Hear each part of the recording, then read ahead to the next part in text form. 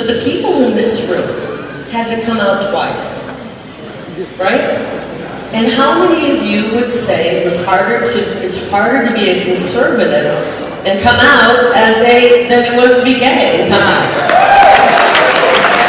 Girl, that was Kari Lake, failed Republican nominee from Arizona and election denier, comparing the queer experience to conservatism. So Republicans do know that there is a stigma attached to being queer, so much so that being gay is such a debilitating experience, possibly the epitome of oppression, that it can be compared to the downtroddenness that conservatives feel when people try and take away their guns. It's almost as if Republicans love LARPing as queer people. I actually had to come out as well. Okay, now the media's like, oh my God, Kari Lake is gay? What? So interesting. In general, it always feels like conservative figureheads are talking about how it is to be gay, how it feels to be queer, the experience of it. It's like, damn, why are you so interested?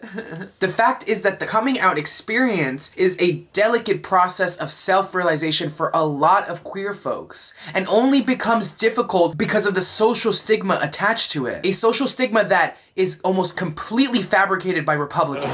No, but when you work in the media, and if you're fair and honest in the media, you don't put your politics front and center, you keep it in.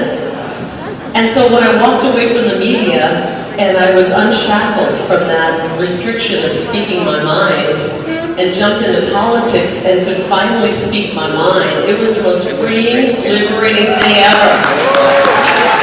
And the reality is that the backlash the conservatives face for their bigoted policy is justified. It's just the consequences of practicing ridiculous policies that are hate motivated and are an opportunity to just persecute people for being who they are. Bigotry that then orchestrates the very real and tangible harms to queer people, that threaten queer people's lives and makes the coming out experience a polemical one in the first place. That is the twisted catch-22 of the Republican Party, that they define their own perceived injustices by using the ones that they manufacture and enforce themselves against other marginalized groups. Now, as we just mentioned with Governor DeSantis, Joe Biden held kind of an over-the-top celebration, this extravaganza that was named the Respect for Marriage Act, a bill that moves to restrict freedom of religion and freedom of speech even, meaning whether you're Catholic or evangelical or maybe Muslim, any serious person of faith,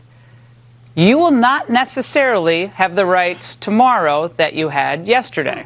And when Republicans lean into this reasoning, misappropriating the harsh burdens of queer life, there are two clear truths that reveal themselves about the Republican ideology. That they understand the gravity of queer oppression, they understand its legitimacy and veracity, and that they are intent on continuing this prejudiced tradition, to continue to gaslight and undermine the American people. But the girlies are not having it. We're not having it. Kari Lake, you can stay on that side of the fence. Thank you very much. This is Adrian Costa, The Breakdown. Make sure to like, comment, and subscribe, and check back for more videos. See you guys soon.